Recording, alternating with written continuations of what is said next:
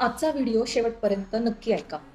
कारण भगवद्गीतेचा अध्याय 15 आपल्याला नेमका मी कोण या प्रश्नाचं खूप छान पद्धतीने उत्तर देतो. आपण स्वतःला देह समजतो.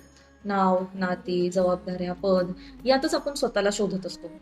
आणि ह्या सगळ्या गोष्टी बदलणाऱ्या असतात. पण जे बदलत नाही ते जर का आपल्याला समजलं तर आपल्याला खऱ्या ज्ञानाची ओळख झाली असं समजलं जाईल. आज थोडा स्वतःसाठी नक्की वेळ काढा. डोळे मिटा, दीर्घ श्वास घ्या आणि स्वतःच्या मनाला एक प्रश्न विचारा की मी नेमका कोण आहे.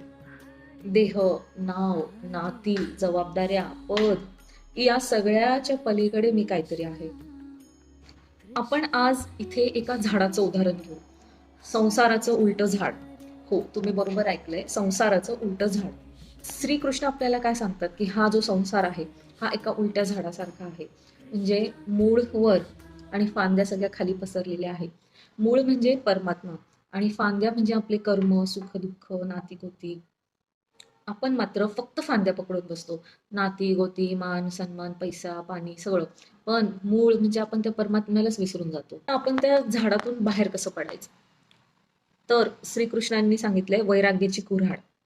हो, तुम्ही बरोबर ऐकलं. हे पण वैराग्याची कुऱ्हाड. आता वैराग्य म्हणजे सर्व सोडून देणं नाही, तर वैराग्य म्हणजे सगळ्या गोष्टीत अडकून न पडणं.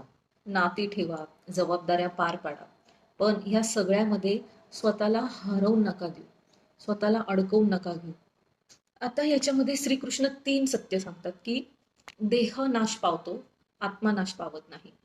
तर आपण स्वतःला फक्त देह समजतो, म्हणून देहाला होणाऱ्या वेदना आपल्या मनाला जास्त बोचतात.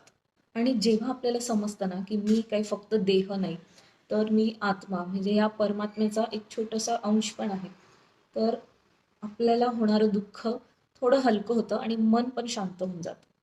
आता पुरुषोत्तम, पुरुषोत्तम म्हणजे देहाच्या पण पलीकडे आणि आपल्या आत्म्याच्या पण पलीकडे, जो सर्वांना आधार देतो, सूर्याला तेज देतो, चंद्राला शीतलता देतो, आपल्याला श्वास देतो, म्हणजे तो आपल्या आतमध्येच आहे. आपल्या अंतरात्म्यात तो पुरुषोत्तम वसलेला असतो. आता तू जे काही आहेस, आजचा संदेश सांगते, तू जे काही आहेस ऍक्च्युली त्याच्यापेक्षा तू काहीतरी खूप मोठा आहेस, म्हणजे त्या परमात्म्याचा तू अंश आहेस. तर अपयशाने तू लहानही होत नाही आणि यशाने काही खूप मोठाही होत नाही.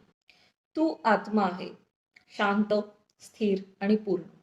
ही जाणीव रोज ठेवली तर आयुष्य आपोआप हलकं होईल. तुम्ही फक्त तुमचं मूळ ओळखा, फांद्या आपोआप सुटतील. देह नाही तर आत्मा ओळखा आणि हळूहळू तुम्हाला त्या परमेश्वरात आपोआप विसावा मिळेल. आज एवढंच.